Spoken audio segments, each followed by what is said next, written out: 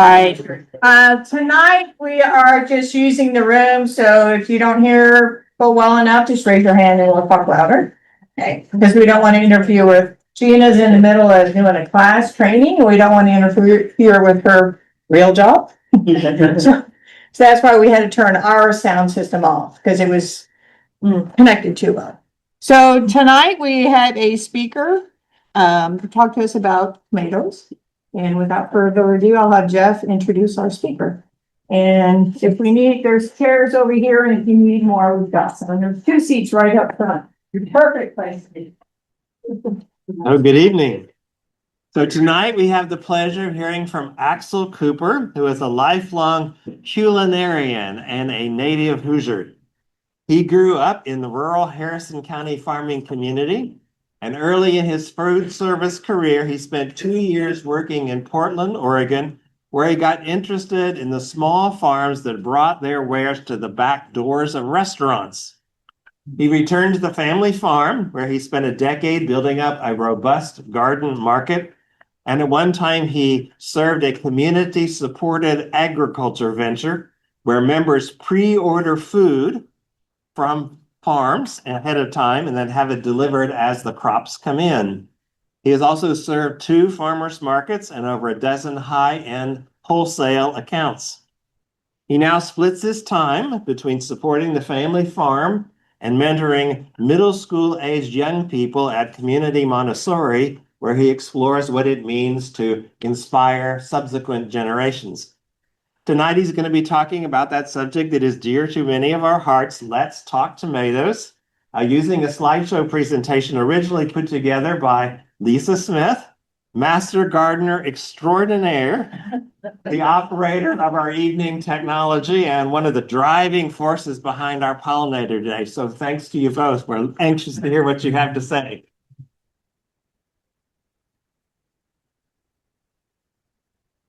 Hi, guys. Hi.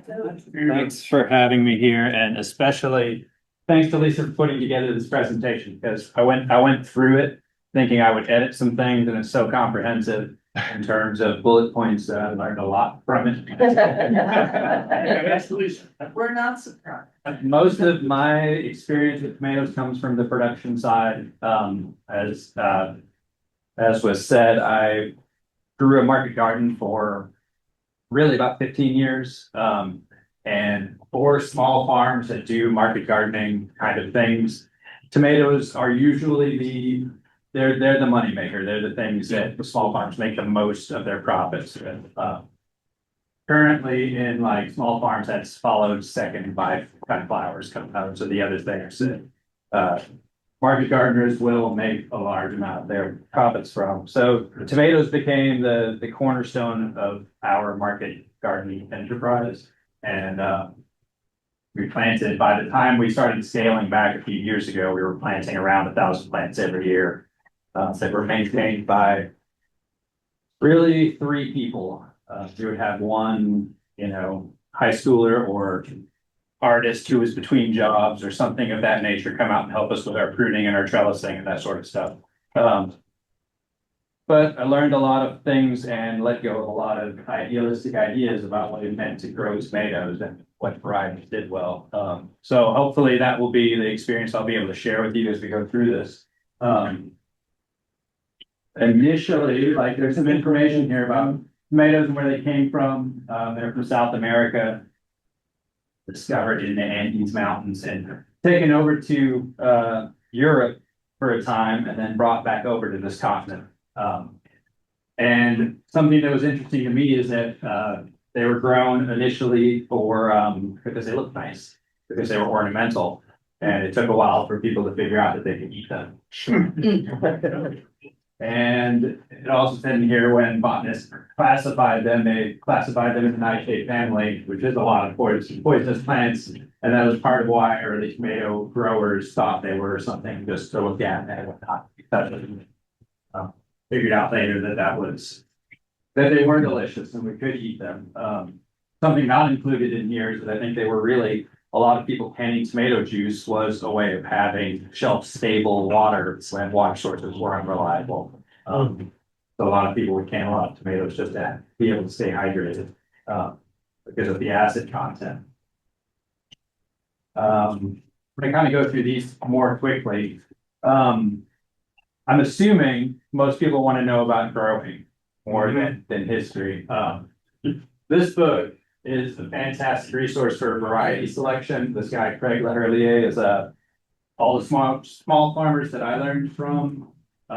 In terms of growing, kind of cite this gentleman as being the expert on kind of getting the history and background of different varieties. So if you don't yet have this in on your shelf and you really like tomatoes, it's not only beautiful to look at, but it has he gathered a lot of history on heirloom types and where they do best.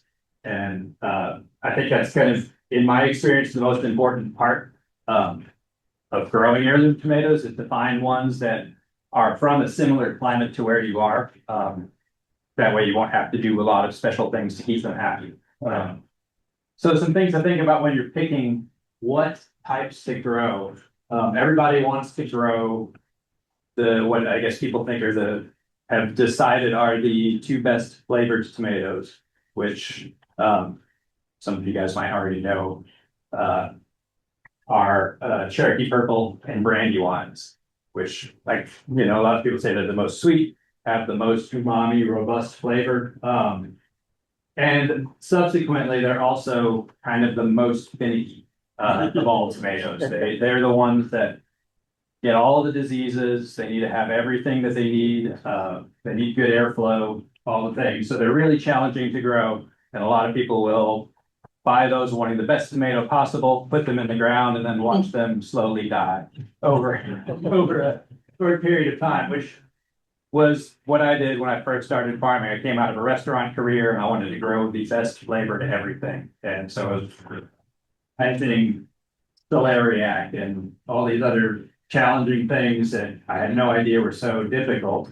So I tried to grow a lot of heirloom varieties, would plant them one year and would get 2 tomatoes out of a whole row. And eventually started thinking, well, what am I doing wrong? Like we tried fertilizer and all the different things. And then started picking more hybrid open pollinated or not open pollinated, hybrid types of tomatoes because of their disease resistance. First and foremost, and just having been kind of picked and selected to be reliable on some basic things. So those are some of the differences. A lot of people will ask about determinate versus indeterminate tomatoes. And the main difference there is, as the name implies, determinate means that they will produce for a determined amount of time. So if you want a bumper crop of tomatoes, it's good to choose something that is determinate. Also, if you want to know that your garden space is going to be empty at a certain time, they will usually produce a lot of tomatoes. They'll kind of all ripen at once. So if you're wanting to can, determinate varieties are great. And if you don't want to have to trellis and do a lot of support, a lot of them are more dwarf varieties that'll grow in real bushy growth habit. So that's kind of what determinate is. They will do a thing and then be done. Indeterminate tomatoes will grow for as long as you can keep them alive. They will vine more, so they're great for producing tomatoes over a long period of time.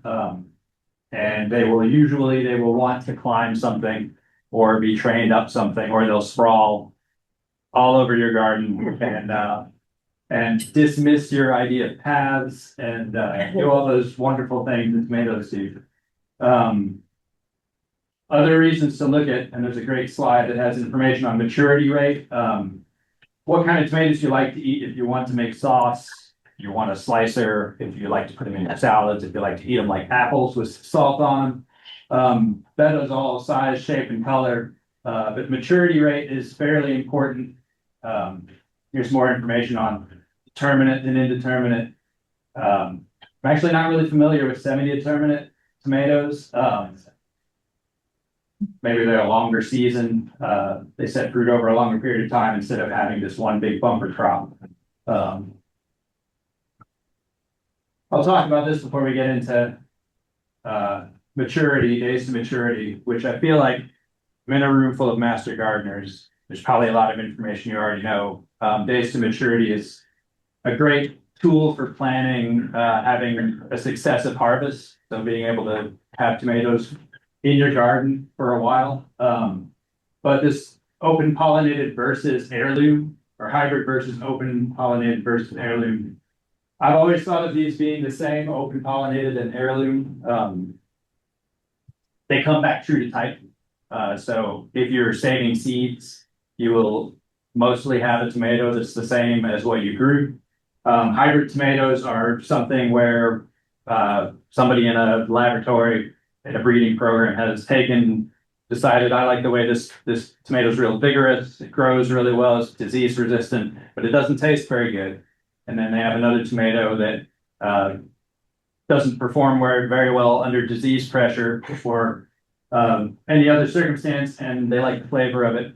So they'll take the flower of one and the flower of the other, they cross-pollinate them, and then they save the seeds from that. And once they've done that reliably for a few times, then they can market it saying that all of these things are true. So hybrid tomatoes are ultimately more reliable. If you're picking something out of a catalog, kind of believe what it says. And we found them on the farm to be, especially growing in the field, out in the open where they get rained on and are subject to the elements, tend to produce more reliably. And also, I have found hybrid tomatoes will ripen and build flavor off the vine, which for us was our best strategy for getting to them before other things did. Which is one of the biggest problems with gardening is everything else wants to eat what you want to eat. And so getting it to it before it's as delicious as it can be and being able to put it somewhere is a great way of working around that. So a lot of hybrid tomatoes, especially now, they're being bred less for transport. For a long time, hybrid tomatoes were compared to things in the grocery store. But plant breeders in the last 15 or 20 years, especially since I started farming, really started thinking about flavor over packability. So there are a lot of hybrid varieties out there on the market now that are being generated for home growers and are less about how far they will travel and more about how they taste. And they'll ripen up if you get them up to, I think a lot of people say like 35% blush before you take them off the vine, they'll ripen up from that point. Inside in the air conditioning, they'll still build flavor. So you can get some really nice flavorful tomatoes by growing hybrids. That's not to say heirloom tomatoes aren't worth your time. There are a lot of varieties that are just beautiful, striking, and are good for this climate. So I suggest if you're a gardener and you enjoy doing things, plant a little bit of everything. Have your heirloom tomato, but if you want a bumper crop, have some hybrids that are something that someone you trust has told you is delicious. Maybe is a good meter for that. And here's a little example of, cross-pollination to get this first generation hybrid. One of the issues here, the seeds are more expensive. So if you're gardening on a budget, heirloom seeds tend to be a little more cost effective. Hybrid seeds, I was shocked actually recently. In our greenhouse, we grow a lot of tomatoes in greenhouses, and we would buy special varieties for that. And those seeds, whereas 5 years ago, they would be in the neighborhood of 50 cents a seed, they're up to like $1.50 per seed now for some of these greenhouse production varieties. And some of that, I think that's just demand, like market gardening on a local level has been booming for years. A lot of people are getting into it. And these have been proven to be reliable in controlled culture and flavorful and highly marketable. So the demand for the seeds is up. And so you have to pay for them. And if you're marketing, if you're selling them for $4 a pound at the farmer's market, that's not really that big of a cost. If you take care of it, you put it in the ground, you're going to get your yield. For the home gardener, that might not be worth it. So those are things to look at. Hybrids are more expensive. Somebody put a lot of time into figuring out what genetics to combine to get them. And they want to get paid, so they're going to ask a lot of money for their seeds. Here's some, disadvantages. I guess I kind of talked about this. Sometimes it's helpful to go over it. Get better yield out of hybrids.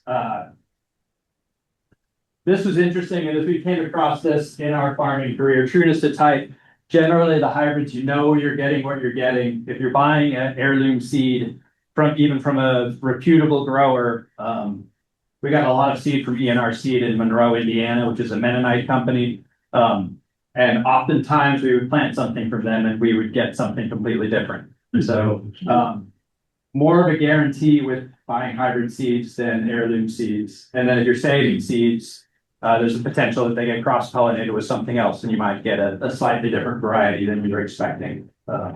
So that's another advantage.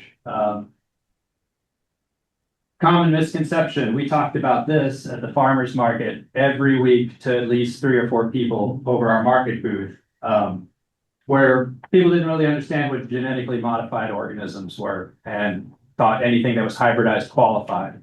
I kind of feel like maybe this room knows the difference. But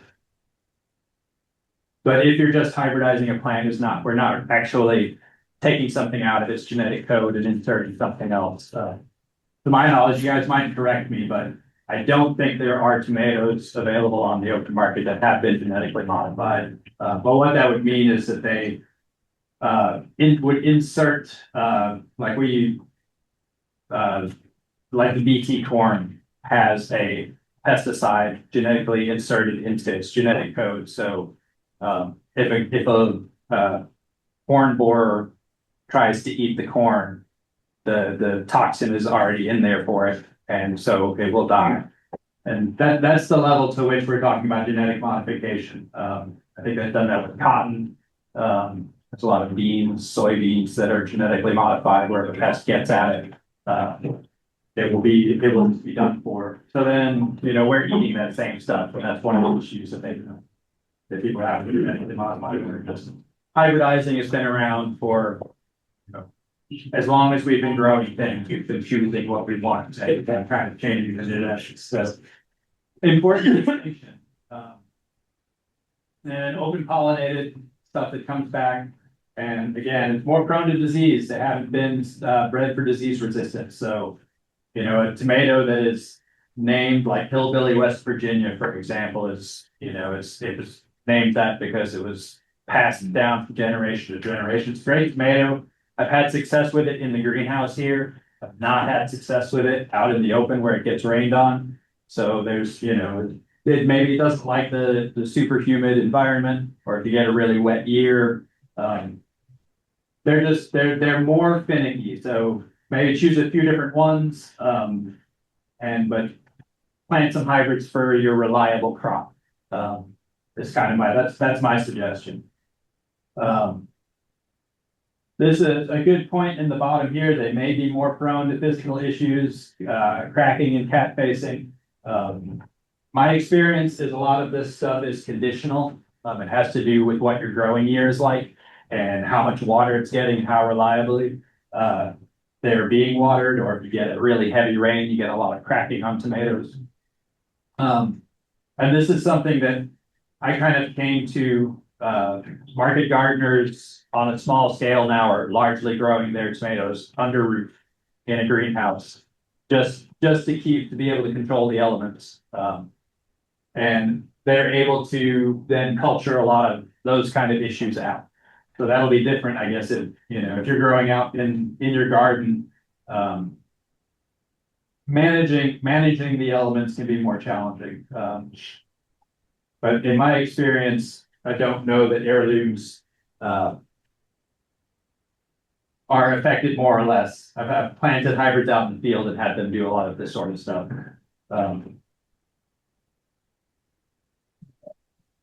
Since we have less time, I'm going to kind of, everybody loves to hand it down for generations. And, like gardeners at the farmer's market, they have the seed that they know and they'll save their own seeds. And there's some benefits to, you guys may know this also, like kind of getting something acclimatized to where you are. If you're in a very specific location, if you save your same seeds from a tomato year to year, theoretically, that plant is getting more and more adjusted to what the climate is where you are. So that can be a benefit. Fruit shape and size. A lot of this is, it's like what you want to eat. And there's some ways you can control, which is really important for market gardeners. There's a difference between if you want your state fair tomato, if you want a really large beefsteak tomato, people will manipulate their plants. They'll cut off everything except for the very first blossom, which I guess they call the king blossom. It might have a more botanically sound name. But the first blossom in the fruit set is usually larger than the rest of them. And so people who are trying to grow this competitive large tomato, if you want to do that, they will cut off the first fruit set. They'll cut off all the other blossoms and just leave that first one. If you're selling tomatoes at the farmer's market for $4 a pound or whatever the going rate is, and you have a tomato that is 2 or 3 pounds, nobody's going to buy it. Nobody wants to buy this, $14 tomato. So market gardeners will do the opposite. They'll cut that first blossom off, so the plant will put more energy into the rest of the fruit set. And if you like to imagine yourself a bonsai tree carer in your garden and you have a little pair of scissors, it's totally worth doing. Snip that blossom off, and you'll get more average size fruit. And I think it's a practice worth doing. It doesn't take a lot of time. So you can control your fruit size a little bit that way. Do you cut off like the suckers? Do you do that too? We'll get into that. Okay. And that's probably the most widely debated cultural practice in tomato growing is whether to or whether not to. And I'm going to argue for it. And the degree to which you do it can be a benefit. I think in every situation, it's worth doing up to the first flower, the first fruit set that comes on the plant. Any suckers below that you want to take off. And it's mostly because of airflow. The biggest thing that tomatoes need is room to breathe. So if you have this really dense, bushy plant, it's just going to increase humidity. They'll dry out slower. They'll be more susceptible to disease pressure. Your fruit will be more likely to rot. All of the things that you don't want to happen are more likely to happen. So having at least the bottom part of the plant be pretty open, I think is crucial to success. As far as picking varieties, there's so much out there. It's nice to have a bunch of different colors. This variety is, for me, it's time tested for being a really reliable salad tomato. It's called Blush, and this is a plant breeder made these. They were released on the market maybe 15, 20 years ago. Johnny Seed had the exclusive on them. They called them the Artisan Tomato Collection, and they had some wild names: Purple Bumblebee and Pink Bumblebee, a little round zebra colored, pink, and great colors. You mix them into port and people are excited about them. But this one was the most flavorful. We got to a point where we grew them all for a few years, and then we started just growing this one. It tasted good. It set really good fruit reliably for us. And yeah, it was just successful on all counts, and it was just delicious. So our marketing strategy for the farmers market was, if we love to eat it, then we'll be able to sell it because other people will also love to eat it. So we mostly pick things that we like. And what did you call that variety? It's called Blush. Blush. And you can find it in the Johnny's catalog. I think it's in other catalogs at this point because they're, whatever term they had ran up. And a lot of times I think they've had more seeds. It's been in the sale bin a lot for whatever reason. So you can find them usually a little less expensive than other hybrid seeds. And then if you like the salad tomato, they're really good. Another variety I like that is a hybrid, and it made it in here that anything in the mountain line is really good for late blight resistance. I think it says early in here, but a lot of market gardeners will grow those in their late crops because they stand up to the late blight really well. But there's one called Mountain Magic that makes like a little 2-ounce salad tomato. It produces great yield, is disease resistant, and I can get into trouble with a quart of those next to me. I'll just eat them like a month. They're so delicious, and my daughter she would just devour them. So that's really what we're after, is good tasting tomatoes. Green zebra is another one that is pretty delicious. They're largely, you're going for size. If you want a beefsteak one, I encourage everybody to plant for variety. Get a bunch of different things. You're probably going to eat them all. And then some of them one year are going to do better than others, and some of them are going to do less well than others. So I feel like, as much room as you have space for, plant a bunch of different stuff. One that's not up here that is my favorite sauce tomato is called speckled Roman. And it makes speckled Roman, and it looks like this same, this zebra kind of striping, but it's kind of a gold and red, and it's an heirloom variety. And they make really large, like plum tomatoes, but they're meatier, and I don't want to say it's leathery, but when you're cooking down the sauce, it really has a nice taste to it. And really good size. I don't know about the disease resistant in the field. We grew these in the greenhouse also. And that is really the end all be all. If you have a way of putting a roof over your tomatoes, you'll have 10 times the success as out in the field. Rain on the leaves is just bad news. So that's, for success with tomato growing, as much as you can control the water and the humidity, get them to dry off as quickly as possible, and allow them to have good airflow. I think those are the things that lead to success more than anything. I know you're saying that the greenhouse is the best. What about shade cloth over beds outside? Is that worth it or not worth it? It just depends on the temperature. And a common misconception about tomatoes, I think, is that they love heat. And they do to a point, but they don't really like anything over 90 degrees. Mm-hmm. And we used to see, before we invested some money in drip irrigation and were able to really control the water, we would see a fault line across the plant when we would have hot spells where they would all just drop their blossoms if it got too much into the mid 90s. It was uncanny to see how we had really good fruit set, and then we wouldn't, and then we would. And whether that's insects, being on the move less when it's warm, I really do think in the greenhouse, we put shade cloth on pretty much when it gets into the 80s outside, because it'll be too hot inside. And we do 35% at least. So you're doing shade cloth in the greenhouse? Over the too? greenhouse, yeah. Oh, over the greenhouse, okay. All summer long. Okay. If it has tomatoes in it. Okay. And then we would plant we would grow ginger also, which is they like the same conditions, so we could do that in the greenhouses for the summer. And that really helped with, not only sun stall, because we pruned them pretty hard, to maximize production, which I don't recommend in the field. Unless you're going to do something like that, you can have some infrastructure, put some shade cloth over them. I think it is worth it in the high summer.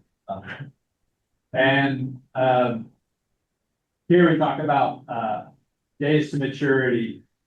I found most of the heirloom tomatoes everybody loves are in this late season. They'll even get into 100 days to maturity.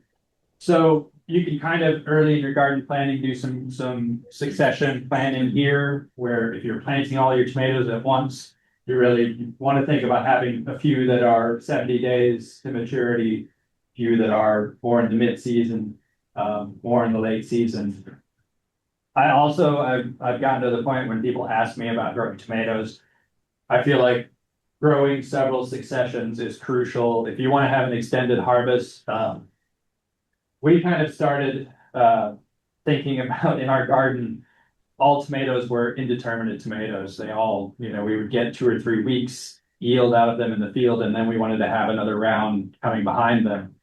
And in doing so, um, as we got our soil dialed in over the years, we did a lot of cover cropping and stuff to improve soil. We would see an extended harvest out of each plot. But what we did notice is at the mid-season plots, the ones that we weren't trying to get in early, always did better than the ones we were trying to get in early. And I think, this is also another thing that people like to grow tomatoes. They want to have the first tomato of the season. Everybody puts a lot of effort in getting them out early and babying them along, caring for them and doing all of that. And, I don't think any of that does the tomato plant any good. And we kind of saw that in our farming practices, that the first crop we would put in, it would do okay, but the second crop we would put in would get into the drier part of the summer. We would be able to control the water on them, and they would see less disease pressure overall. And putting them in the ground when the soil is warm enough is kind of, to me, the most important step to growing tomatoes. So if you have a little soil thermometer, you kind of, make sure that your beds are warm enough that the key temperature is 60 degrees. And we would do that in our greenhouses too. That would be the key. We would have a soil thermometer in, and we would monitor that and try not to put them in there until the soil was right. Up in Canada, they'll put like hydronic heating, like they'll put. So are you To saying the like hot water. June for the second round or? What we would do, I think like late May is a really good time. Like people say Derby is the time to plant your tomatoes. A lot of people will do them in mid-April to try and get a jump on it. Yeah. Do some, put some wall waters or all the different things you can do to try and warm things up. And that can be fun, and you can enjoy that part of gardening. But I would recommend putting, if you want to have a good crop of tomatoes, putting the bulk of your energy into late May. So are you saying late May for the first or the second? The second crop round, is what we do. Yeah. Our planting schedule was pretty regimented, once we got into it. We would start one round in the greenhouse, and those would be started, beginning of March to be planted out in early April. And we could do that because the soil was warmer. Our first field tomatoes, we wouldn't start seeds until the 1st of April and have those planted out in May. And then we would do new rounds of plants at the beginning of every month. And kind of do on that a month-to-month cycle. And our last ones would go out in the field usually in early July. They're asking on Zoom, soil temperature at what depth? At what depth? As deep as you're going to plant them. We used a 6-inch stem thermometer.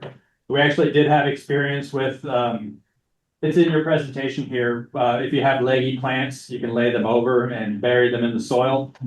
And a lot of greenhouse growers started buying ice loggers that you could put on a drill and would drill a hole in the ground with that and be able to plant them kind of deep and do that same practice. And it's great, but then you are getting into this colder and wetter if the water table is up kind of condition for the tomatoes. And we had one area of our greenhouse that was really kind of low and wet and water would pond in it.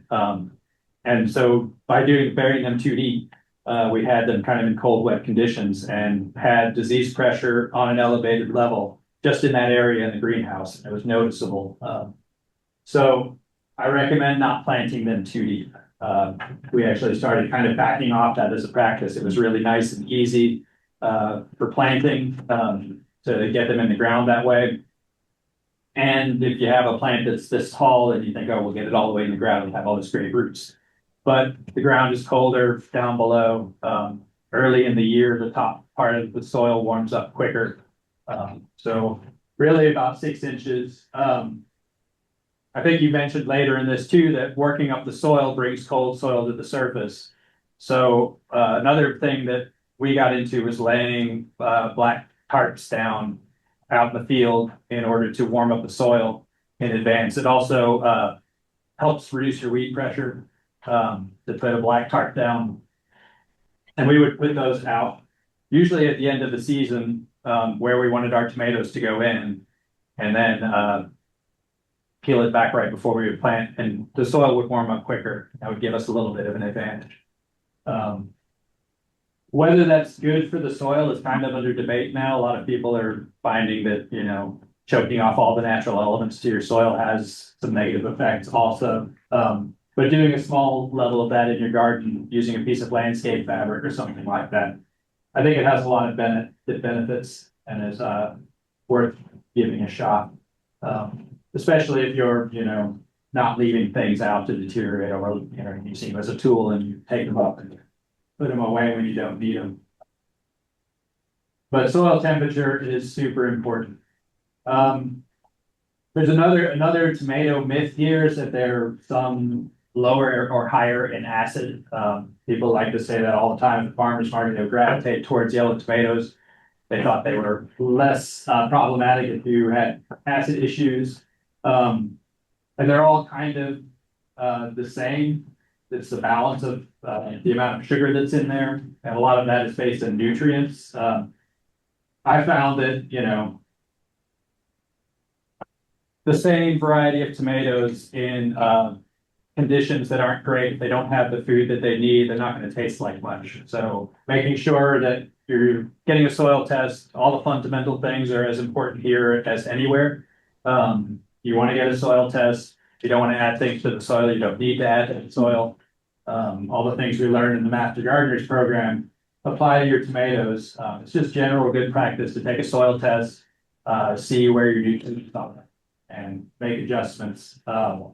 There's some things specific to tomatoes that I think work really well. I found that fish meal is a really comprehensive fertilizer because it has bone elements in it.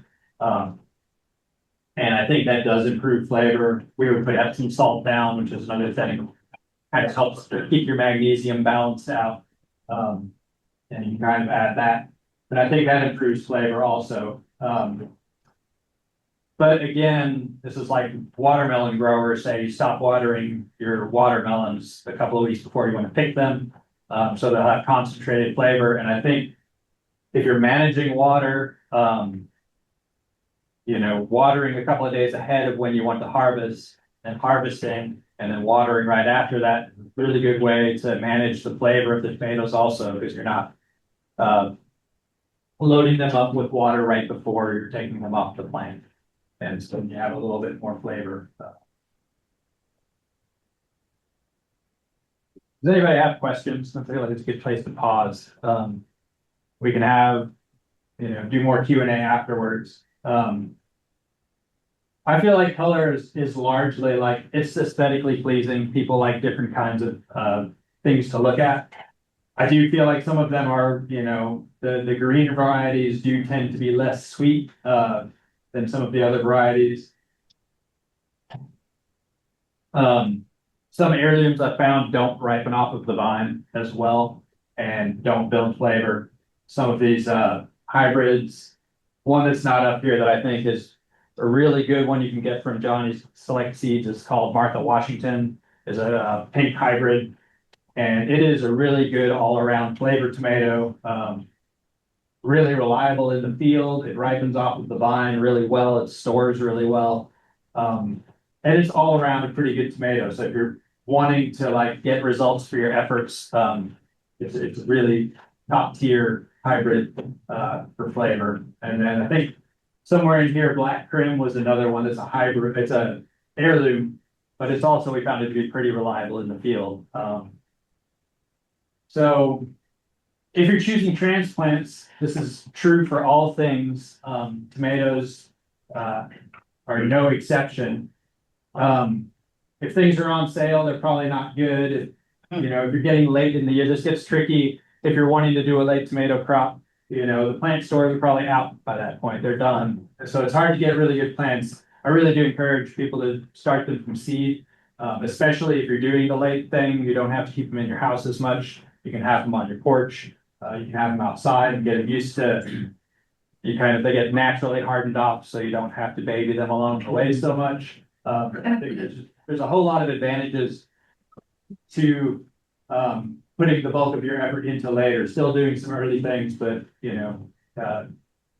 getting the tomatoes in the ground when they're ready is really helpful. So you can kind of get around a lot of this, but you want to look at the roots. A lot of, soil is more and more expensive, potting soil. You guys might be running into this in your gardening experiences. That is just kind of mind blowing. We used to get a bag of pre-mixed potting soil from a place in Louisville for I think $18 for a 3 cubic foot bag, and within 2 years, recently that was doubled, and then last year it doubled again. So now the compressed bales are up to $50-$60 in the store. And a lot of that is peat based, it comes from Canada. So there are domestic producers that are, trying other materials and stuff, but I don't think potting soil is going to get cheaper. And plant producers, they try and put their plants in the smallest possible thing that they can as a result, and then push them along with fertilizers in the water to get a nice healthy looking plant.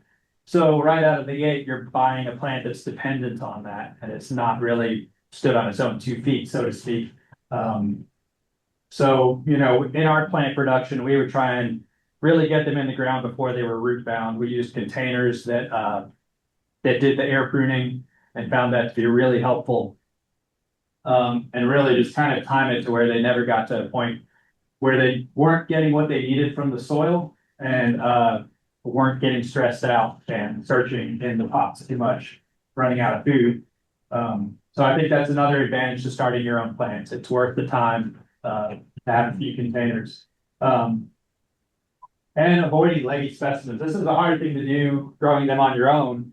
You can have the brightest light you can possibly buy, and they'll still be reaching for it if they can. So, and there's a point where when it gets warm, tomatoes just take off. They're just ready to go. So if they're still in a plant, in a pot, in a greenhouse, and it's getting past time, they're going to go for it. So you want something that's stocky. You can, and it's, a lot of gardening books will say there's advantage to laying them over. They root really well and easily, so you can get a more established root system by taking all the lower limbs off and burying them up to the very top part of the plant here. That was our cultural practice in the field for a long time. And I don't know whether it was we were doing it intentionally. I learned to grow tomatoes from my mother. They had a limited greenhouse space. We'd grow a whole bunch of plants, and we'd have a lot of leggy ones. So burying them was part of the just the culture based on the tools we had and the circumstances. Later on, when we were growing a lot of plants, we were trying to get them in the ground, the same as the master gardeners talk about trees. You're more successful if you can get it in the ground as little as possible. And that became our strategy. We would try and be putting plants that were not super tall in the ground. And having all of their fences built, and we would tie them right to the fence as soon as possible. And as long as they were getting watered and the temperature was, the soil temperature was above 60 degrees and the air temperature was where they wanted to be, they would grow so quickly. So long as they got a little water, they would take off and do pretty well. So those are advantages to doing it yourself. If you're dependent on stores, I would say get to the stores early before they've been stressed out. I was watching, this is kind of at the side, but I was watching a commercial grower that actually was deliberately wilting they were depriving their entire nursery of tomatoes of water with the intent to stunt their growth because they were at a point where they're going too far. And so they developed that. It's not something I would want to gamble with, but it was, one of these informative things on social media, and they were a larger grower where they had a whole greenhouse of plants that were looking like I would not want them to look. And they kind of cut off the water and allow them to shrink down a little bit, and then they would water them and bounce them back. And in their mind, they were hardening them off and they were also keeping them from getting leggy, through that practice. So it's curious. I don't know if I'd recommend it, if you're just doing a few small plants. If you're buying them, it's a good time to look out for yellowed leaves on the bottom, disease pressure, as with anything else, inspect your plants from the source. And growing the plants yourself is a great way to, make sure that they're getting treated well. Which here's information on that. 6 to 8 weeks before the frost, any earlier than that, I used to try and start tomatoes in January, and we didn't have heated greenhouses. We were putting them in unheated spaces. So, if they got too big or, anything like that, before we were able to put them out, it would just led to stress, problems, disease pressure. If you have a bunch of tomatoes, even in a nursery house or inside your house that are too close together and there's not enough airflow, I would get aphids on them under lights indoors, just from being stressed out. So, timing is everything, and waiting a little bit, I think, is a real advantage. But here we have 6 to 8 weeks prior to the last frost. Good gardening practices, sterile containers, good drainage, commercial potting soil is mixed. You don't want to dig up dirt out of your yard and start your tomatoes in it. You don't know what's in there. So even in your picture, you've got an oscillating fan. So fans are important, airflow is Yeah. important, and it's this last piece here, you're trying to, you may have talked about this in the Master Gardener's training, but when plants when they're subjected to wind, it stimulates root growth. They try and kind of hold on with their feet. So if you're wanting a sturdy plant and you don't want it to get leggy, you'll get shorter, stockier plants with better root development if they're seeing some movement. And then also there's less humidity collecting around in the plants there when they're going through transpiration. So you're getting airflow and you'll have less disease pressure early on. I'm a true believer that aphids show up where there's not enough airflow. It's something I've just noticed on everything. As soon as leaves start to touch in the row, that's when that stuff starts to happen. So spacing is super important. Wind flow, airflow is super important. And also for roots, you want if you can get a heat mat and you're growing them indoors, keeping the root temperature up to that 60 degrees indoors is super important. It's crucial. And you get better root growth. You get reliable drying out and watering. So I think it's a really good thing to invest in if you're doing indoor nursery stuff. A good light. We have one LED unit that we got years ago that is pretty high wattage, and you can control the levels of the spectrum of light on it. And that really helped with growing tomatoes. We had before that fluorescence, and getting a high enough, light source and not having leggy tomatoes indoors is just pretty challenging. So investing in a good light if you're doing nursery work, or, this is another place we're just kind of waiting until it's a little closer and planting the stuff from seeds when the temperature is getting a little more stable, I think is worthwhile. Because they will, tomato plants will produce really well in September when most people's gardening efforts are finishing up. And again, if you have a drought year and you're able to water your tomatoes, it's a really positive space to be in because most of the disease pressure comes from rainfall. So if you can wait out the rainy season, September is pretty reliably a dry month. So I think there's a lot of advantage there. Where to plant? Yeah, low-lying areas. You don't want to have cool air collecting around your plants. You don't want moisture collecting around your plants. So we got into the practice of growing all our tomatoes in hills. Actually we burned everything in our garden after a while. I think it was 2015 maybe, where we had half of our annual rainfall in the month of June. And we had put our whole garden out on flat ground, and watched it all just kind of, our whole tomato crop that year was gone. We didn't have, that was the same year we built our first greenhouse, so there was a positive. We like didn't have a lot to do because our garden got rained out. We had a greenhouse to build, so we did that, and we're able to do them in controlled culture after that, but also from that point on, we were raising the soil in our garden and making sure things were drained. So I like raised beds. I think they're great. At home, you have to control your water. They dry out faster if you're doing raised beds. Sunlight's really important. Tomatoes like to be in the sun until they don't. And there's some issues with sun scald. And we'll get into that, but Do you water like sprinkler or water on the ground? we use drip tape. And watering at the base is really important. I feel like you can read a plant, like its growth habit kind of tells you what it's like after a certain point, and anything that is growing up like a cup that wants water. So if you look at a broccoli plant or a squash plant, all their leaves look like they're looking to catch water. And if it grows like an umbrella, it doesn't really want water on its leaves. It wants it at its feet. Which beans are like that, tomatoes are like that, peppers are mostly like that.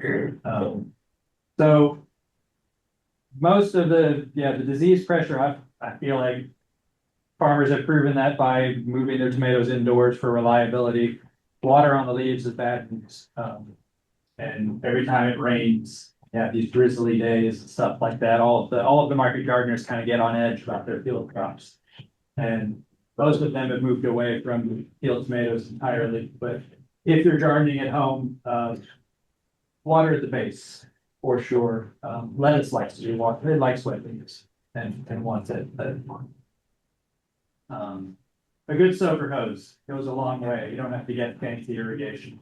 Container planting, if you don't have a garden, I think a lot of hothouse growers have proven that you can grow a tomato in a bag of peat moss and give it all the nutrients it needs through water. It can be done. And there's some that are suited for it. Determinate tomatoes are really good for this. There's a lot of patio varieties that are hybrids. The pots will heat up faster in the summertime, so and they'll dry out really quick. So I move away from this because I don't.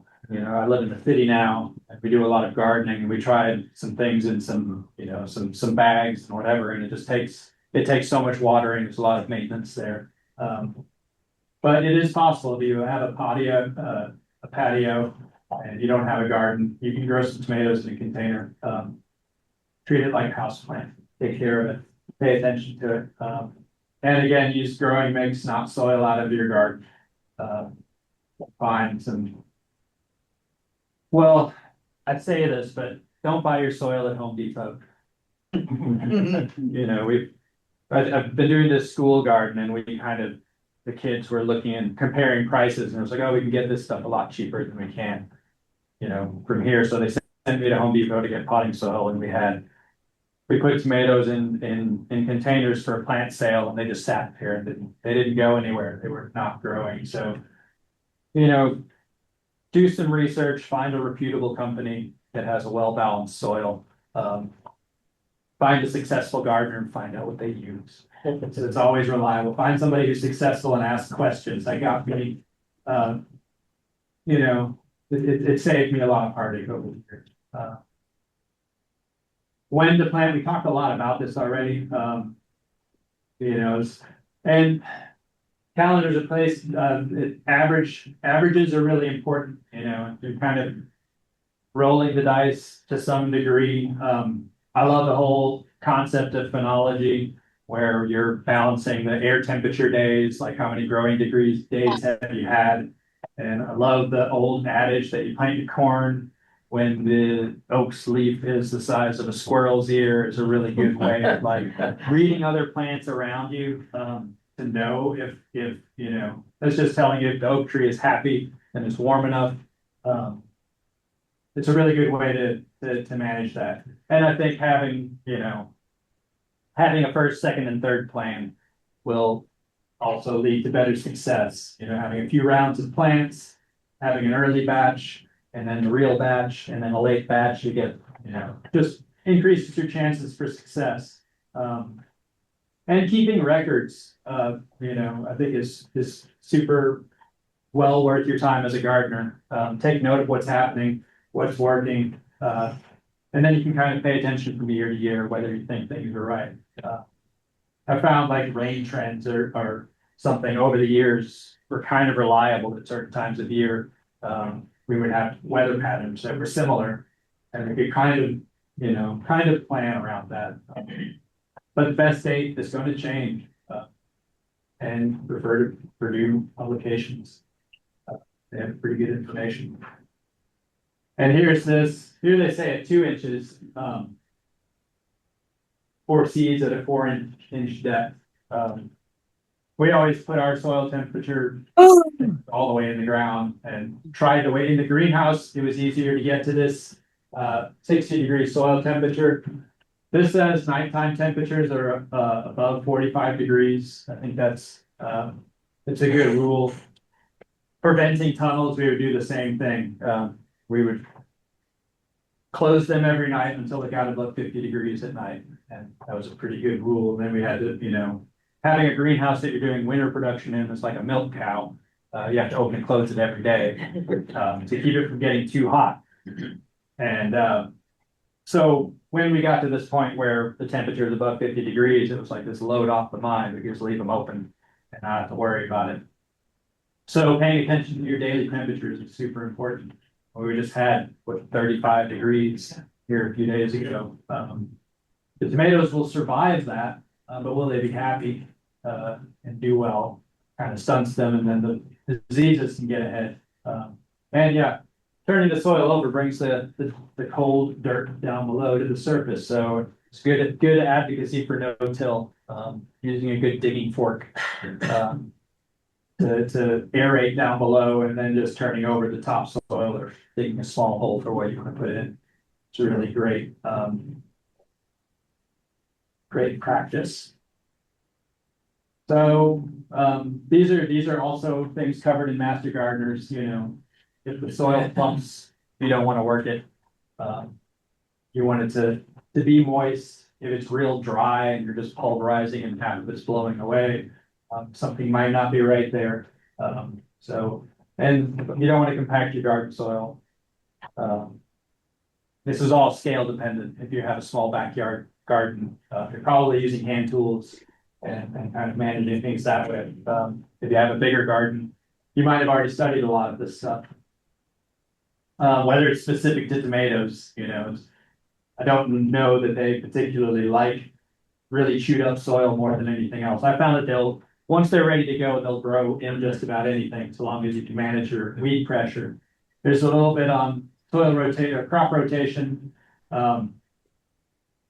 Disease spores, all of the like fungus and pathogen stuff lingers in the soil, so you want to move them around and give them that advantage. Anything in the nightshade family, you don't want to put tomatoes after potatoes or peppers.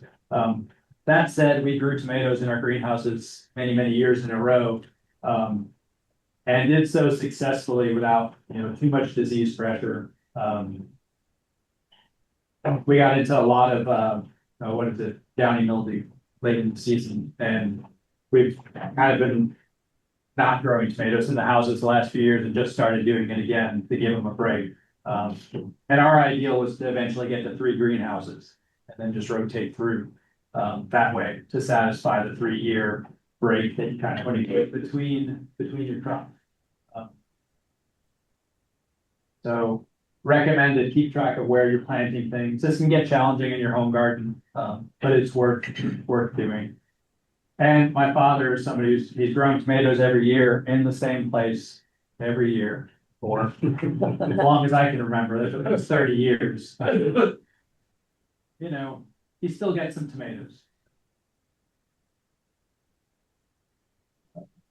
Again, don't work it when it's super wet. It's pretty good gardening practice.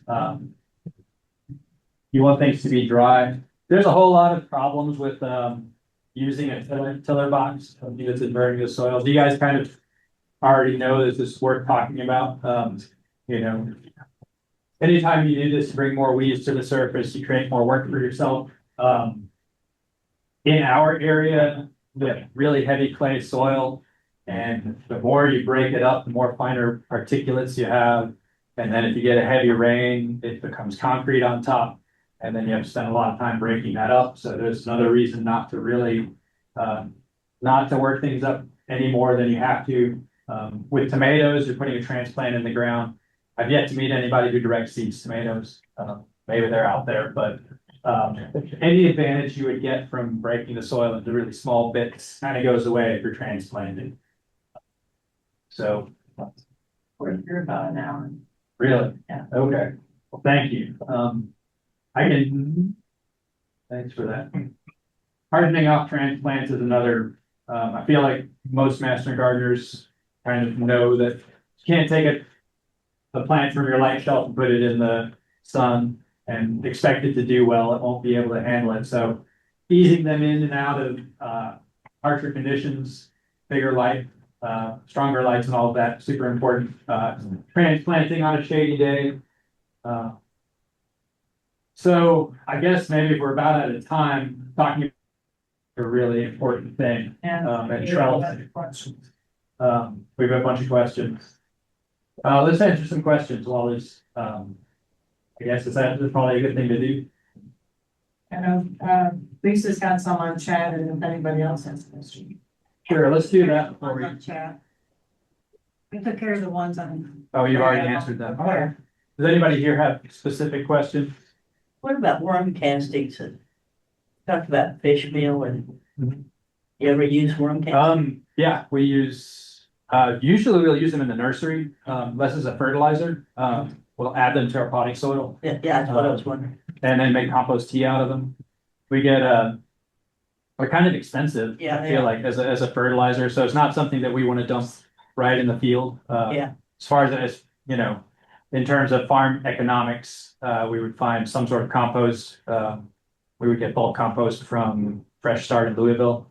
And we would use a lot for fertilizer. We would use the chicken litter from Seymour, which is an organically inspected product. Hard to come by now with all of the chicken stuff that's happening in the state.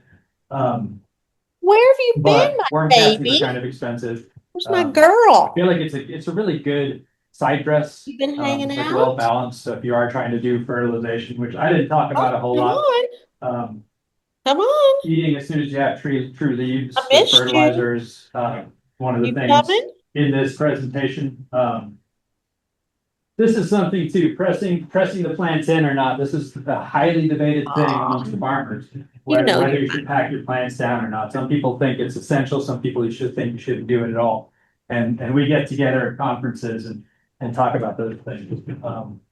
But I think, you know, the soil being firm will at least allow, you don't have to allow for settling, you know, as you fluff things up. So that's pretty important. Trellising methods and pruning, there's some good pictures in here. This is a reason to advocate for pruning. It's my opinion that if you have healthy soil and it's a happy plant, it's going to get bigger than you ever want it to be, faster than, that was always our issue, is keeping up with having them be orderly and being able to get in and get the fruit out. So that's one reason that I think pruning off the suckers is a worthwhile pursuit, at least to a point. You know, when it gets about waist high, I would stop if you're in the field, because you want it to have some top growth. But the advantages of pruning your tomatoes, your suckers off, the biggest one is that you get a longer harvest of average size, like choice size fruits. Whereas every sucker, it's like dividing what the plant is able to do. So you get smaller fruit off of each sucker that you leave. And, you know, this plant only has one root system, and it has to support this ever sprawling kind of growth habit. So if you prune some of that, it'll grow longer. You'll have fruit set later in the year. we've done this in our backyard where we just had a few plants and, it'll get so many fruit, sets. If you leave it 1 liter, you'll have 3 leaves to every blossom on each line. Every sucker you let go is like a new plant, and that you get that again. So you get exponential, every vine you let go, creates more tomatoes. So you can go for a bigger harvest of smaller tomatoes that will decrease in flavor as the plant goes. Whereas if you prune, it's putting all of the nutrients and energy more into a smaller amount of fruit. You get better quality and better flavor that way. So I advocate for it. It's a lot of work to keep up with. So be realistic. Here's some stuff on spacing. But I feel like it's absolutely worthwhile to take all the suckers off up to that first fruit set. And if you have some time and energy for it, more than that. If you're doing successions, you can take some suckers and put them in potting soil, root them, and then plant them in the ground. They'll do well. I've saved a field planting that got blown over by a storm, our little plants that were gone. I was able to go in the greenhouse and gather some suckers and fill in those spaces. They took off and filled in, and for us, that was, a lot of planning and effort we did 150-foot rows, 2 at a time, side by side. So that was, our August tomato that would have been gone was saved by just getting some plant material and moving it around. So you're saying 4 feet between rows there with a 4x8 can raised bed and 6 plants, I think that's too cramped. Yeah, I think, and it depends on how you're gonna take care of it. Right. That's what we've experienced. It's too close together. Yeah. And it's like We what you're had a comfortable very with. opinion at my house. Okay. Well, when you have very, very opinions, the person doing the planting is the one that gets to make the choice. Yes, I do agree with that. Yeah. So if you're out there doing the work, put them where you want them. Yeah. And I'm gathering data. in our farm, we did fences, and we found the 4 foot in between rows to be pretty true. But if we fell behind there's the Florida weave, or whatever state you want to put in front of the name, as a way of, here we have different trellis types. The little wire tomato stakes, everybody knows those won't hold your tomato plant up. But if you make a wire cage or something that is sturdier, I think that works really well. If you're growing, I think a cattle panel is a really good investment for your garden if you're growing on a larger scale, because you can grow peas up it, beans up it, cucumbers up it, and you can keep it for your rotation, and just move in which plant you want. And then you can do something similar to this, so you don't have to drive T-posts all the time. You can just have them in place in a garden. I think it's really worthwhile. But you can take some baling twine and tie your tomatoes up with that. Or you can build your own cages. I think cages are pretty tried and true. A lot of people want to drive a T-post to hold them up. If you're going to have this like really happy, large plant, and you're going to have a lot of crop load, if you're doing cages, I think having a post in there is also a good idea. Especially, if you prune down below, you'll have a lot more top growth, so it's going to be top heavy, and you don't want something to tip over. We did this a lot early on. We got tired of driving T-posts. You have to do one every 4 feet or every 2 plants. We did 2 feet space, 2 foot spacing in the rows, 4 feet apart. And we started using wire we started using electric fence wire. And eventually went to woven wire fencing that we would use for tomatoes. And then we would use there's a tape tool for like orchards. And we would tie our tomatoes up with that, where we would tie them to the wire as they went up. And it was really like kind of low labor, sturdy. They wouldn't blow over. Having them 4 feet apart helps you with the sun skull if you are planting where the sun is going. over the opposite way. So then they kind of shade each other. That was really helpful. Sun scald is an issue. And pruning can lead to that. Like if you're trying to do hard pruning in an outdoor situation, you don't have enough plant material to shade your crop. So you can get into sun scald. There's some pictures in here somewhere of that. Kind of getting hurried here because I realized that I've been talking for a long time. Slides. In a greenhouse, I think you can mimic this, you can grow them up as strings. So if you build a fence that's kind of permanent in place, people will use top rail. And I think that is growing them up a string can be a really like low effort way, but then you do have to do a lot of pruning. And you can tie a piece of baling twine at the top and wrap it around the stem. And the tomato plant, if you're hard pruning them, you'll have a nice thick stem that they can grow up. In our greenhouse, we kept them to one vine or two vines per plant. So we would let the first sucker go and then take all the other suckers off, and we would train them up strings. And by the end of the season, we would pull the vines out, and they would be 25 feet long. So that's one way of doing it. It's pretty labor intensive in controlled conditions. So if you're in your garden, I feel like a good metal fence is really worthwhile infrastructure to have. Doing the Florida weave is low cost and it's compostable, which is nice. You can get baling twine that'll break down. Or you can, if you do a burn pile with your garden cleanup, it'll go away. And it's environmentally friendly. So I feel like that's the benefit of the weave. Do people know about that trellising technique? I know the master gardeners and the youth master gardeners, that's how you guys tie them up. And it's low maintenance. You just have to do it every week or two, because we found that our plants, as we were tying them up, they would grow a foot a week when it was warm. And as soon as they flop over, it's hard to get them back up. So tying your tomatoes up right when they need it before a storm comes through, timing is really important. So getting in there and doing, there's not really a good diagram in here of a Florida weave. This is recommended.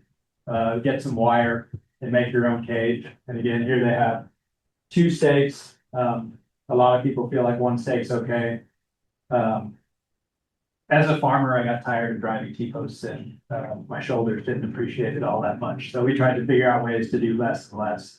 And that's where we got into, we could do a T-post every 25 feet, 20 to 25 feet, and put in wire fencing and just have it really tight.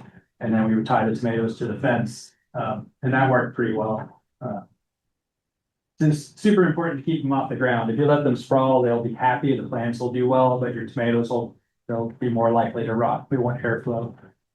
Don't you need to still do some pruning in a cage though?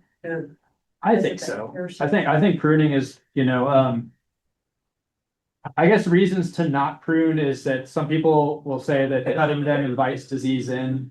Like anytime you cut or break the plant. And I've never noticed that being the source. We're always cutting off any disease looking material anyway, or eventually it just gets beyond us and we would let it go. And I've never seen negative effects of pruning other than if a plant is unhappy and is dying anyway, it doesn't have enough top growth. You don't want to expose your tomatoes. But I feel like taking off suckers, it's never a bad practice. And if you're in a cage, we were talking about airflow being the number one thing it needs. And even if I were looking at, as an example, just this plant, it's bushy on the inside. When this stuff gets up there, my experience is with successful tomato planting, it'll grow out and it'll come back down. And you'll still have more tomatoes on it. And then it's hard to get in there. So limiting how much is coming out the top, I think is important. So leaving in a cage, you could leave initially the first sucker above the fruit set, take off everything below it. And you have to do that a couple of times. Suckers will come back underneath your first fruit set. So I take off everything that's below that. At least, and then you get a lot of airflow underneath and it can move up through the plant and keep things well ventilated. And after that, You know, you can take off every other sucker if you want to and let some go. Um, but I started thinking about there's a cucumber growing technique in greenhouses that they call umbrella pruning, where you let one leader grow up, you plant your plants really close together, cucumber plants 2 feet apart, and you keep every sucker off all the way up to the top wire. And in this instance, you take every other cucumber off also, because you're trying to preserve its production until later. Then when you get to the top, you train the vines across the top, and then you let all the suckers go. So on the way back down, you're getting a lot more production. And I started thinking of tomatoes the same way, to take the suckers off early in its development, and then when it gets to a certain height, let it go and let it produce as many as you want. A lot of people like to can tomatoes, so then you get a big later harvest that you're, you know, maybe you're at that point you're tired of eating fresh tomatoes out of the garden. I don't know if that happens to people, but I've heard about it. And then maybe you're putting them up for winter, so the less flavorful, less quality fruit can go in the freezer. That's my preferred method for preserving tomatoes. Canning is great and it's more shelf stable, but it's a lot of effort. So we put them in a gallon bag in the freezer. You take them out, run them under hot water and get the skins off really easily and turn them into whatever you like.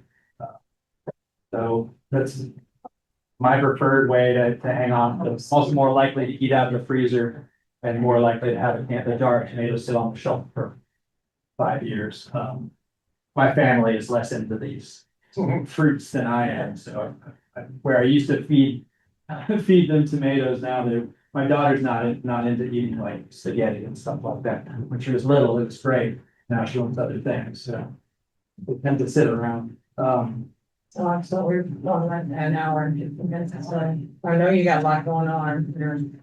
So I don't know if it's enough to say we have another presentation that we can have. I don't know how much more is left. We can have more at another time. If you need Yeah. long. Yeah, I mean, I know for everybody here, especially with the weather, we don't want to keep you all here tonight, too long tonight. Are there any burning questions from you while we're wrapping up? Yeah.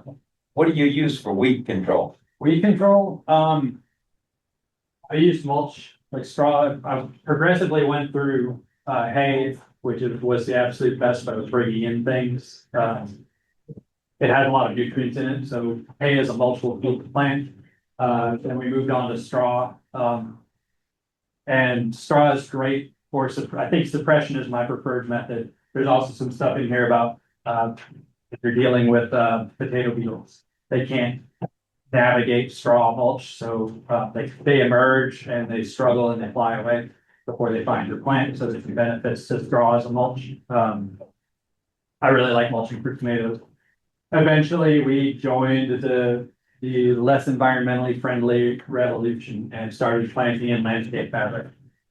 We never got to the disposable plastic mulch, but 2 lengths of landscape fabric down the row is a really good weed suppression. Then all you have to do is hoe, like hand cultivate in between the plants. You can bring your landscape fabric pretty close to your plants. And I found it to be really effective. It warms the soil, keeps the dirt from splashing up on the plants. It is eventually landfill stuff, so there's a downside there if you're really environmentally conscious. But really effective. But I do like, yeah, straw or hay. With straw, if you're buying fertilizer, I feel like it's important to add extra nitrogen because the decomposing of the straw can tie up nitrogen. So that's something to think about. If you're mulching, you kind of want to think about what your plants have otherwise. But for anything like this, it's going to be in the ground for a while and you're not doing seeds. I feel like mulching is the be all and end all. The weed control. Appreciate your time. Sure, thanks. All right. We'll get going. Yeah. I guess a couple things before we get started.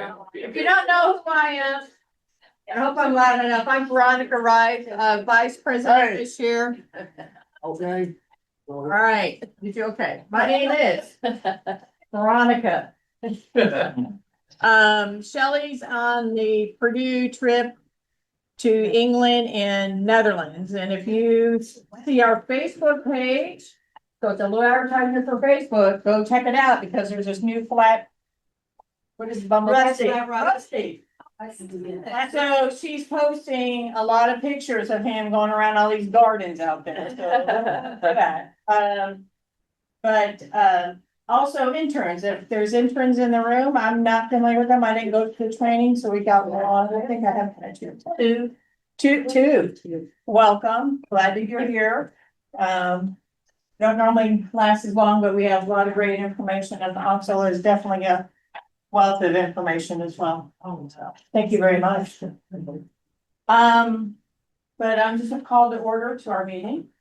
And one of the first things we do is to approve the minutes from their last meeting. They were published. I guess Debbie, I'll let you. Yeah, they're on page 2 of the Sunnyside Times, so hopefully you read those, and we need a motion and a second. So Jane is making a motion, and Debbie is making a second, and all in favor? Thanks. Those opposed? Good. All right, next on the agenda is Michael. 5 minutes. 5 minutes or less. Okay, yeah. Okay. Gotta keep people's attention. Okay. This is our April financial statement, so, basically, we took in a little bit of dues money. For pollinator day, for the month of April, we took in over $2,000. That's the day, well, kind of the day, so anyway. The pollinator SMG booth, which is separate from pollinator day, because that's SMG's money, not part of the pollinator day. Except exactly $791, which was a 70% increase over last year, so well done there. Had some Bluebird donations come in, Youth Master Gardener fees, so total fees taken in for April is $3,229. We had expenses of our annual insurance policy is $565. We had office type expenses of $122. Pollinator day expenses was $10,566. I told you all last month that we had a lot of money coming in for pollinator day and we'd be paying it out. This is where we're paying a lot of it out in April.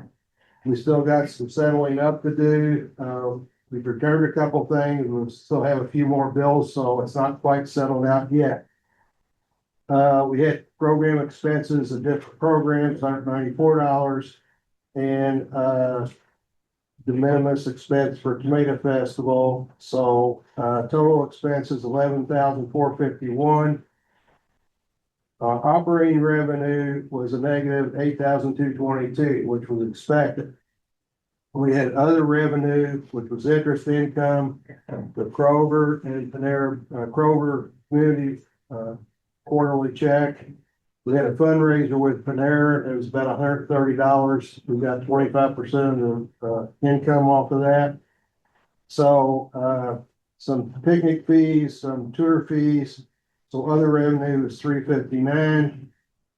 We paid Venmo $7 for processing charges, which was good.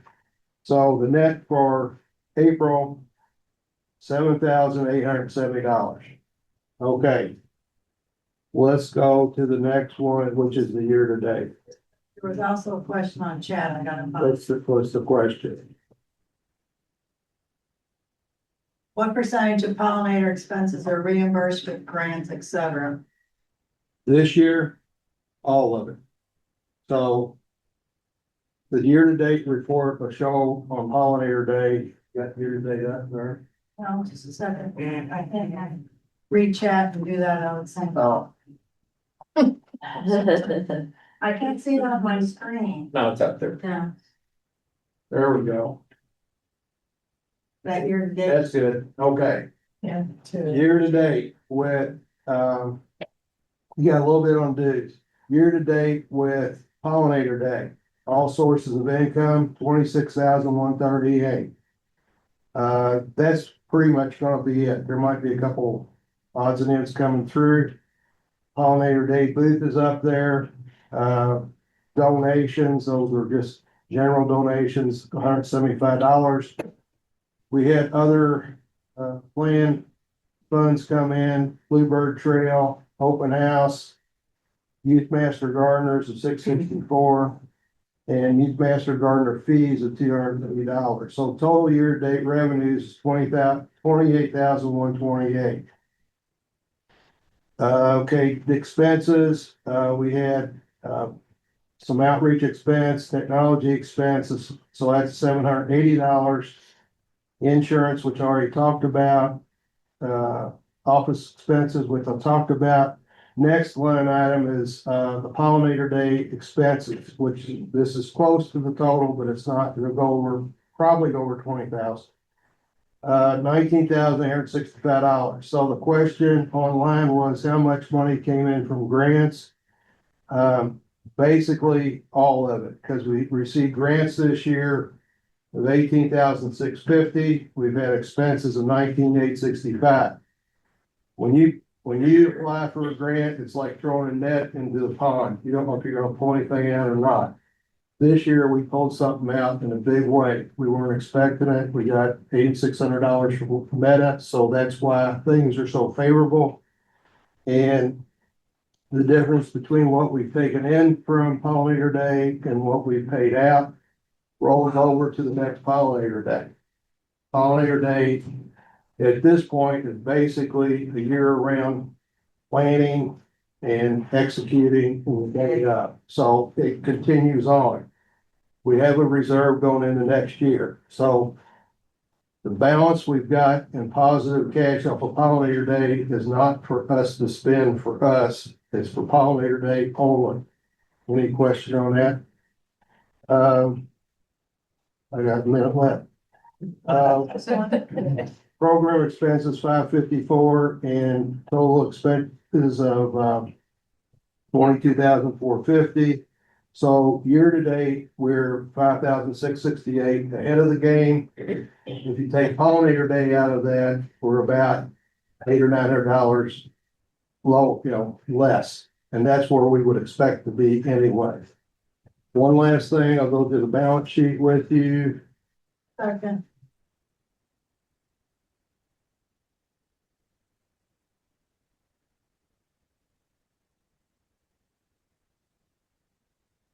My money. Yeah,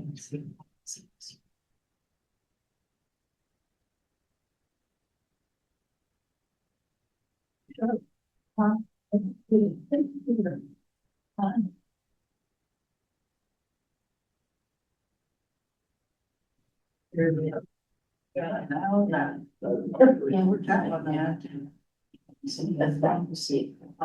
Yeah. Can you just talk next to her? I'm just talking through it. Okay. Last month we had about $42,000 and at the end of April, we've got about $42,000, but we've had $7,300 in accounts payable, if you will, credit card balance, which I paid that yesterday, which is after April 30th. So our net equity right now is $35,500. So pretty good. We started out at 29,000, built up about 6, which basically is all, more than all, is Pollinator Day. And then that's where we are now. Is there any questions? Okay, there was a question online last month I didn't catch. Somebody said about having a separate account for Pollinator Day, about commingling funds and things like that. Typically, it's not done anything this small. It's more governmental stuff. It is done quasi-governmental stuff. Public utilities do it, and law firms do it, and other agencies do it, but not for anything like this unless it be specified by the grantor, which it is not. So, any questions? I'll turn it back over. Thank you. Thanks, Mike. Wonderful job keeping us organized that way. Next up, Lisa to talk about Pollinator Day, and she's also going to stand in for Gina because she's in a training class right now. So, on behalf of Gina and myself and the Pollinator Day Committee, I can't thank you all enough for all your support of Pollinator Day, both with your time and your treasure. We were, as Mike said, we were very lucky with grants this year, but some of that we didn't know until the last minute. And we've tried to be judicial in that spending, so we're in really good shape going into next year. And believe it or not, we'll start spending that money in July or August. Because we take a couple weeks off, we have our post-mortem meeting coming up in May, and we start over. So it is truly a year-round thing. But we couldn't do it without all of you, and we really appreciate your support. And we have a lot of support from the community, so we would like you to support our supporters if you can. These are the businesses that stepped up to support us this year, so if you trade with any of these people, please thank them for their support of Pollinator Day, because it's truly a community event. Besides us volunteering, we had members from some of the businesses here, we had master naturalists here, we had the beekeepers here, we had students from IUS. It's truly a community event. Centra. So that's one of our strengths, and one of the things that helped us get the grants is because we developed a community to do this. I wanted to give you some of the statistics real quick.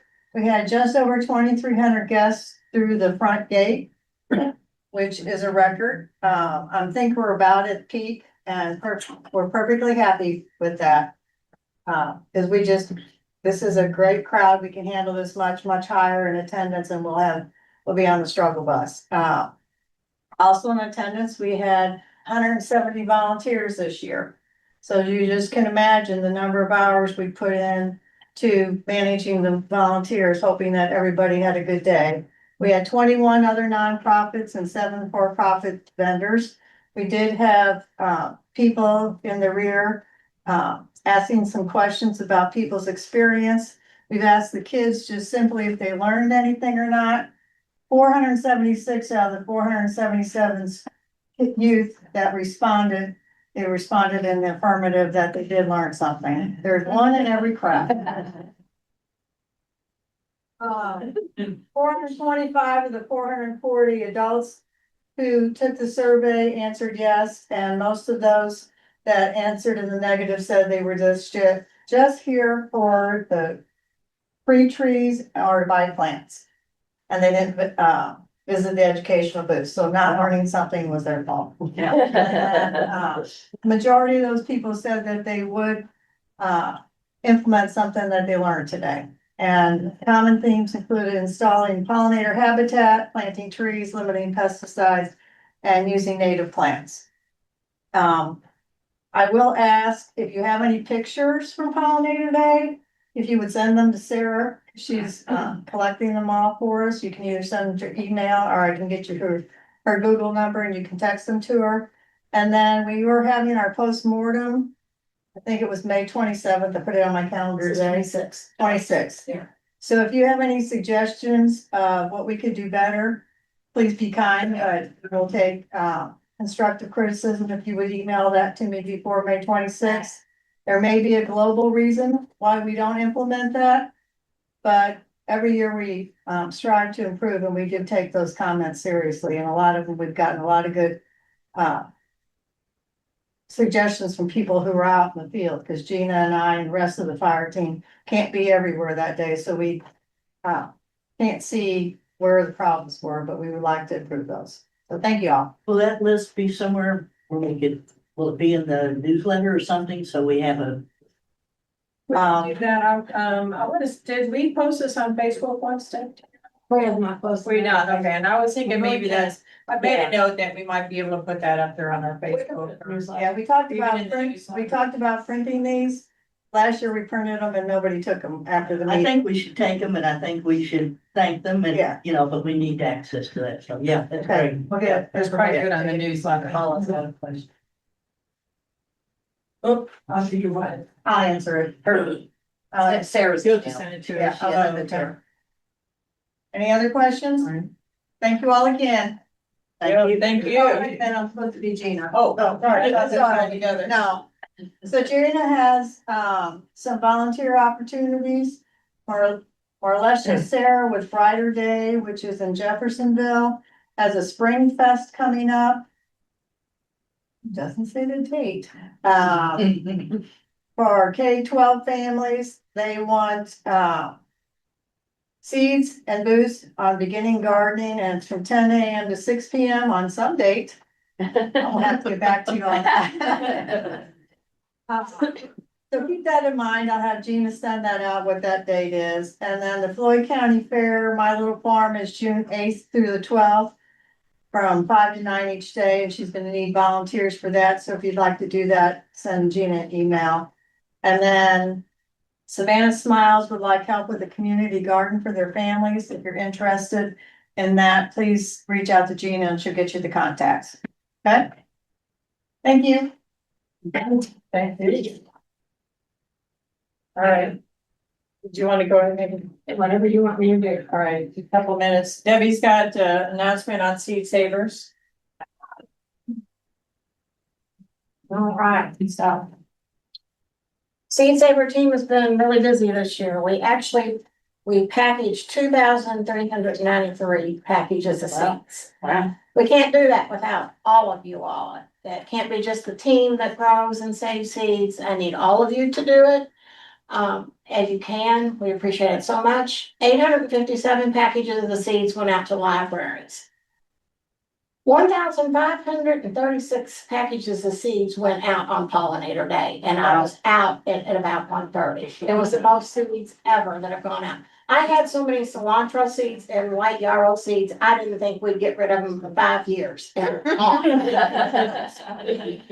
no longer care at all what you all say or how much you say. We do have our seed permit that we've talked about several times through the state of Indiana. We have a new seed saver worksheet. There's going to be 3 ways you can get this. It is on the member side of the Sunnyside website.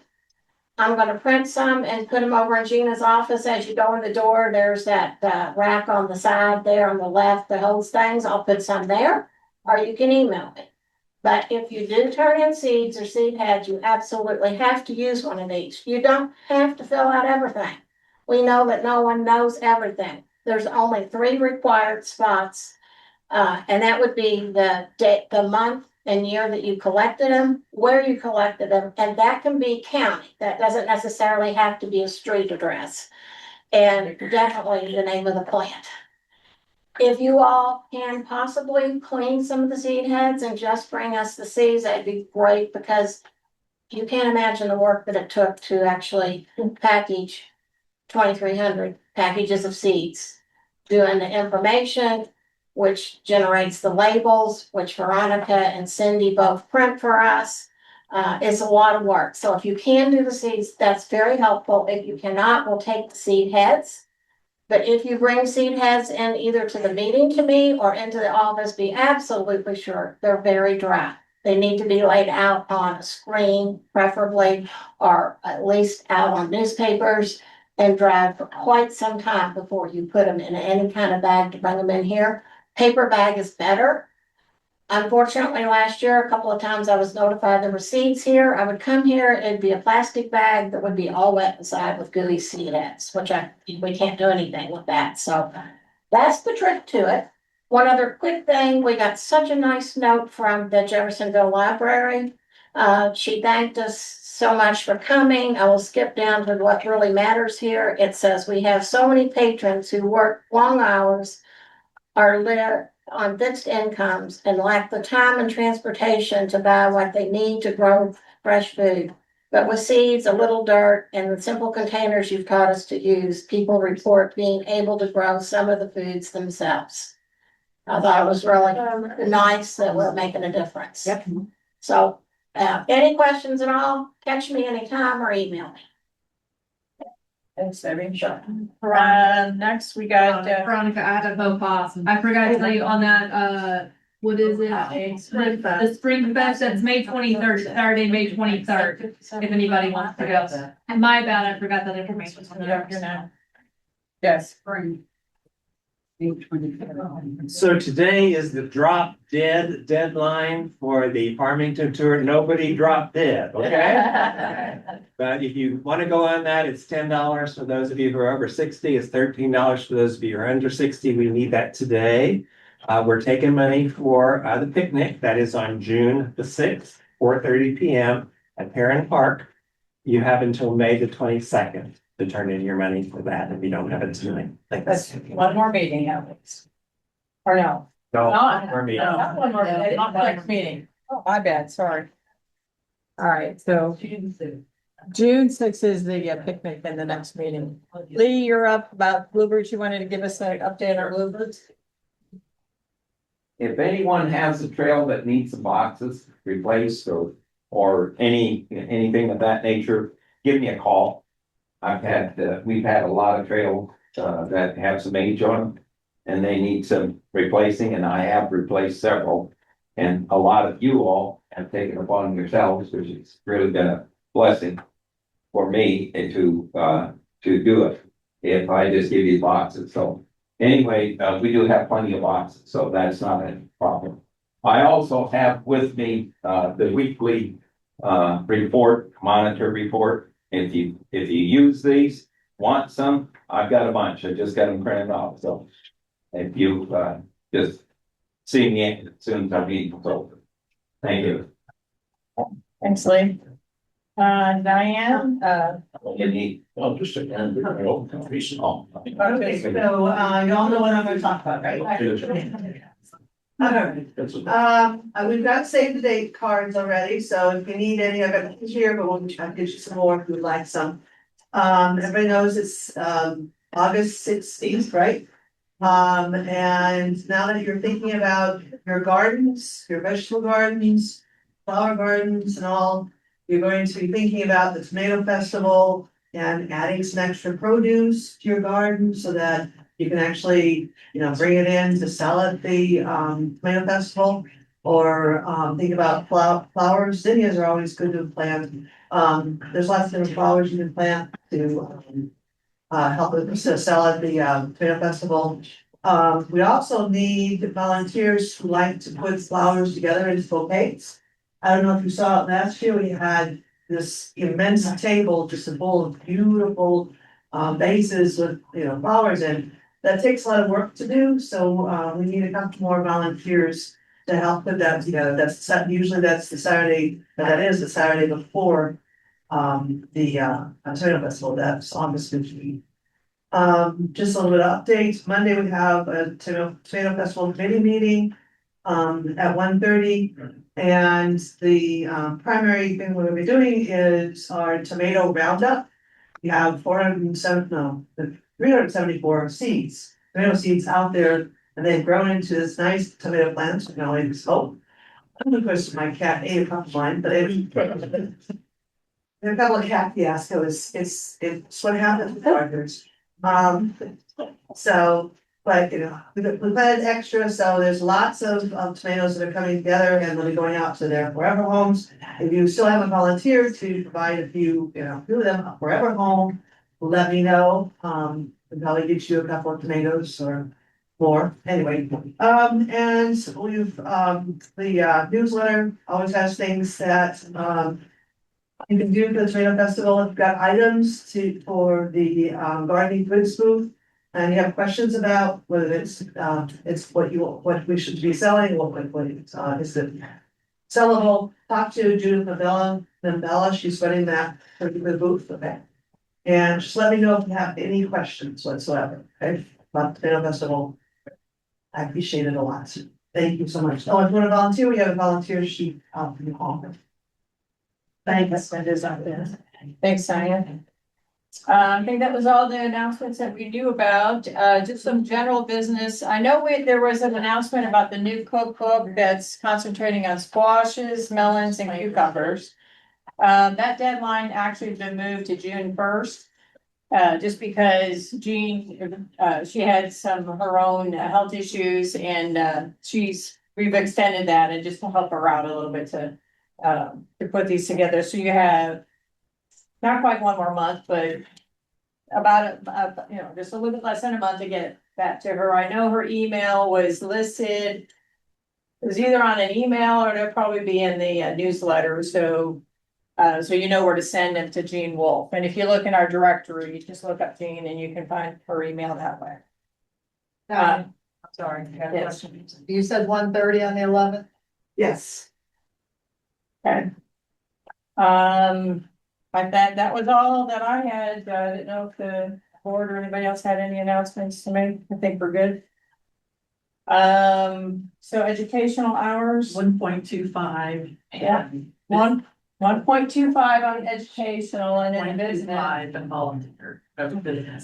Much? 0.25. Well, I don't know, I was half hour, 0.5. 0.5. So we know our meeting or our time, the last thing is just call for one more thing. So the next meeting, and I think it's because I can't believe we're already in May. So our next meeting is the picnic, June 2nd or June 6th. June 6th. June 6th at Heron Park. It's already coming up, guys, I guess. 4:30 p.m. and a presentation on herbs that night. Oh, and a special presentation on herbs, very nice. Is there anybody that might be willing to carpool to go to Farmington? My wife will be using our car next Tuesday and I could meet somebody here. I didn't know if anybody was going that I could have gotten a ride with. You can let me know if you decide Okay. you could. So that would probably be here at least by 10:30, so. Yeah, get with, I'm sorry, your first name again? Bob Ammer. Bob, yeah, get with Bob if you want to be interested in, carpooling. All right. Next business is closing the meeting, so. Motion to adjourn by Bonnie Smith. Second by Jane. All those in favor? Opposed? Thank you for coming.